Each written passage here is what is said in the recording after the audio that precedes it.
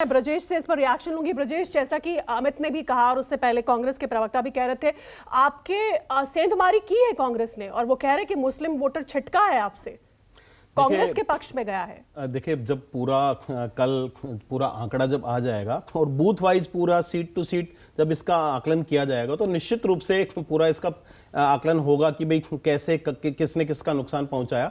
लेकिन मैं एक चीज आपके सामने रखना चाहूंगा, पिछले 8-9 साल का अगर आप दिल्ली का इतिहास देखें, लोकसभा चुनाव हो, विधानसभा चुनाव हो या एमसीडी का चुनाव हो, पिछले 2017 में जब एमसीडी का चुनाव हुआ, आम आदमी पार्टी को 25% वोट मिले थे। इस बार लगभग 43% वोट आम आदमी पार्टी लेके जा रही है। लोकसभा चुनाव में जब आते हैं तो आंकड़ा अलग होता है। विधानसभा चुनाव में हमको 53% वोट मिले। तो आप देखिए, दिल्ली का जो इतिहास है, दिल्ली में जो एमसीडी का चुनाव है बड़ा छोटा चुनाव है, कैंडिडेट टू कैंडिडेट चुनाव होता है, लोकल मुद्दों पे चुनाव होता है।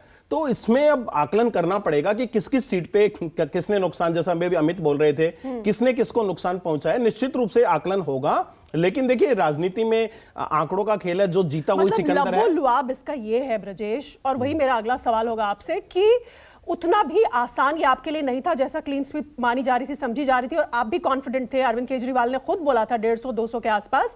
उतना आसान नहीं था ना। केवल बीजेपी ने आपको कड़ी टक्कर दी, कांग्रेस ने भी आपके वोट बैंक में सेंध मारी, और ये इंडिकेटर है आगे के लिए भी कि आपको परफॉर्म करना पड़ेगा दिल्ली एमसीडी में, अगर आगे भी आपको अपना वर्चस्व बनाए रखना है। देखिए, मैं फिर वही कहूंगा, इसका आकलन 1-2 दिन में जब पूरा बूथ वाइज जब पूरा डाटा आएगा तो उसका क्या जाएगा। लेकिन आज मैं इतना ही कहना चाहूंगा कि आज के दिन में ये जो जीत मिली है, देखिए पूर्ण बहुमत आम आदमी पार्टी को मिला है। मैं बीजेपी वालों का देख रहा था, जिस तरह से शीर्ष नेता क्लेम कर रहे हैं कि मेयर बीजेपी, मुझे समझ में नहीं आ रहा, 104 सीटें, 22 सीटें वो पीछे हैं, फिर भी वो क्लेम कर रहे हैं कि मेयर हमारा बनेगा। तो उनसे पूछ लेना कि भाई आंकड़े कहां हैं तुम्हारे पास में। लेकिन फिर भी मैं कहूंगा कि आज का दिन खुशी मनाने का दिन है, दिल्ली की जनता को धन्यवाद करने का दिन है। दिल्ली की जनता ने पूर्ण बहुमत देके और साफ सफाई दिल्ली में जिस तरह से दिल्ली सरकार को बहुमत दिया, उसने एमसीडी में भी दिया। मुझे लगता है बहुत सारे काम ऐसे हमारे होते थे जो हम कर नहीं पाते थे। मैं व्यापार को देखता हूं, ट्रेड विंग का मैं प्रेसिडेंट हूं, दिल्ली का व्यापारी नेता हूं पार्टी का। ठीक है, मैं आपके पास आती हूं, तब तक हम अपने दर्शकों को एक बार फिर से आंकड़े बता देते हैं। कांग्रेस 9 लेकर गई है एमसीडी चुनाव में, और एमसीडी के सभी 250 सीटों के नतीजे अब आ चुके हैं।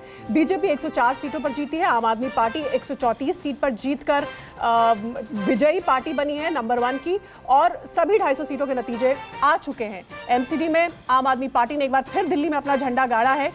3 बार बीजेपी एमसीडी पर काबिज थी। दिल्ली में 15 साल से म्यूनिसिपल कॉर्पोरेशन ऑफ दिल्ली जो थी वो बीजेपी के हाथों में थी, लेकिन 15 साल का ये रिकॉर्ड जो है बीजेपी का, 3 बार का रिकॉर्ड तोड़ा है आम आदमी पार्टी ने। और आम आदमी पार्टी इसलिए भी जश्न मना रही है क्योंकि उनका ये कहना है कि उन्हें बार बार ये कहा जाता था कि हम हर जगह कांग्रेस को रिप्लेस करते हैं। हमने दिल्ली में भी 3 बार रिप्लेस किया कांग्रेस को, हमने पंजाब में कांग्रेस को रिप्लेस किया, अब तो हमने दुनिया की सबसे बड़ी party with largest membership ratio को हमने हराया है, एमसीडी में बीजेपी को हमने हराया, और इसलिए वो अपनी पीठ थपथपा रहे हैं। जाहिर तौर पर आज खुशी बनती है और जीत भी उनकी है, जो जीता वही सिकंदर, तो तारीफ उनकी होनी ही चाहिए।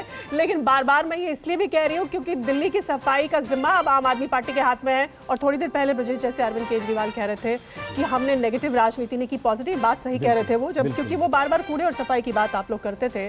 तो अब आगे आपको ये ध्यान रखना पड़ेगा कि दिल्ली को निराश ना करें आप। देखिए, मैं निश्चित रूप से आपने बहुत सही विश्लेषण किया है कि हमारा प्रचार आप देखेंगे पूरा प्रचार पॉजिटिव कैंपेन पे केंद्रित था। हमने एक तरफ 8 साल का अपना काम बताया, दूसरा हमने गारंटी लेके आए कि हम ये काम करेंगे। दूसरा तरफ बीजेपी वाले लोग जब जाते थे प्रचार करने, तो वो 15 साल का हिसाब जब लोग उनसे पूछे थे कि भाई दिल्ली में कूड़े के पहाड़ क्यों बना दिए, वो कहते थे देखिए जी सत्येंद्र जैन जी जेल में फ्रूट्स खा रहे हैं।